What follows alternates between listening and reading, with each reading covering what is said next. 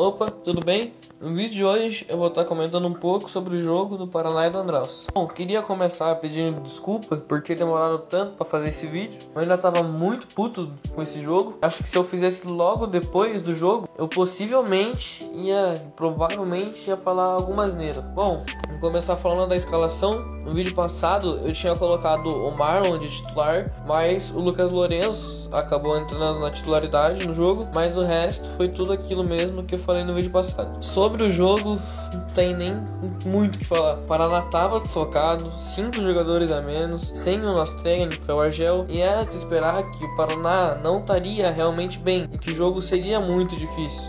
A expectativa não era para ser um jogo fácil, mas não tão difícil do jeito que foi. O Andraus chegou para arrancar o empate, colocou todos os jogadores na retranca e conseguiram. O Paraná entrou covarde. O time não sabia simplesmente o que fazer. O jogo foi horrível do primeiro ao último minuto. No primeiro tempo, o Paraná simplesmente não teve nenhuma oportunidade, com exceção da finalização que o Xuxa isolou aos 44 minutos do primeiro tempo. No segundo tempo, o Paraná não teve nenhuma chance, tirando o gol impedido, e as únicas chances foram do Andraus. Anotei aqui até, tendo uma finalização aos 3 minutos, aos 15 minutos, deixaram o jogador do Andraus sozinho, perto da área, e deixaram ele finalizar. Bom, e o jogo foi literalmente isso, porque não aconteceu absolutamente nada além disso. Muito desse empate se deve aos desfalques. Eu achei uma burrice os jogadores terem ido reclamar com a arbitragem depois do final do jogo do Paraná e Operário. E o certo seria o Argel assumir a responsabilidade,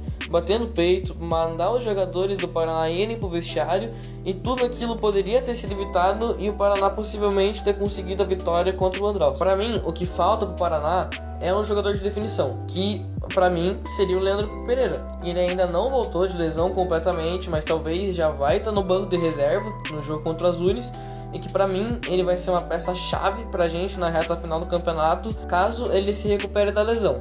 Outra coisa que acontece é que o Paraná se torna muito dependente da bola aérea por não ter esse jogador de definição. E quem conseguiu, nos 2 primeiros jogos, ajudar muito nisso era o Geilson, o Júlio Ruski e o Xuxa. Daí você entra num jogo sem o Geilson, o Júlio Ruski e com o Xuxa apagado dentro de campo, o resultado não veio e o time sofreu muito com isso. O Xuxa não conseguiu fazer nada nesse jogo. Nada, absolutamente nada.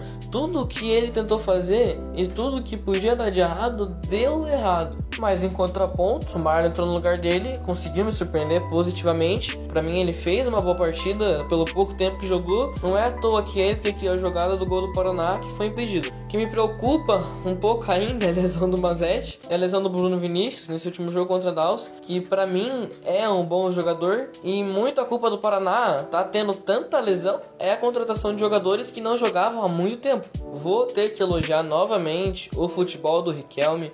No vídeo passado eu falei que estava esperançoso com ele, ele atendeu às minhas expectativas, me surpreendeu positivamente também.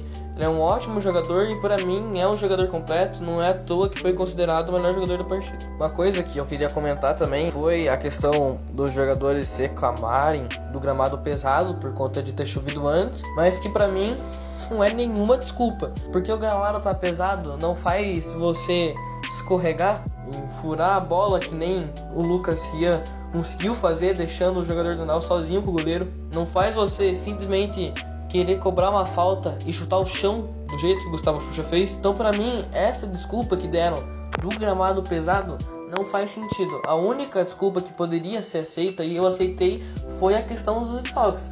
Mas aí eu te pergunto, de quem é a culpa? Dos jogadores e de quererem reclamar com o árbitro, inclusive o Kevin ter ido partir pra cima do juiz, chutar o juiz, e o Argel não querer assumir a responsabilidade e falar sozinho com o árbitro. Esse jogo do Andraus era pra ser um jogo que era ganhar ou ganhar, mas a gente empatou. Inclusive não me preocupa só por causa da tabela, e sim por causa que o Andraus era um jogo direto, que o Andraus é um oponente do Paraná para conseguir a vaga para a Série D de 2026 e a vaga para a Copa do Brasil. Agora se tornou obrigação no Paraná conseguir pelo menos 4 pontos em 2 jogos fora de casa que vão ser extremamente complicados, que são contra o Azures e contra o Londrina. Sinceramente, eu não sei do que vai ser do Paraná pro resto da competição, mas eu ainda acredito no acesso para a Série D e vou continuar torcendo pro Paraná como sempre, independente da situação do clube. Infelizmente, se não for na raça e no sufoco, não é Paraná Clube. Muito obrigado por terem assistido o vídeo e até a próxima.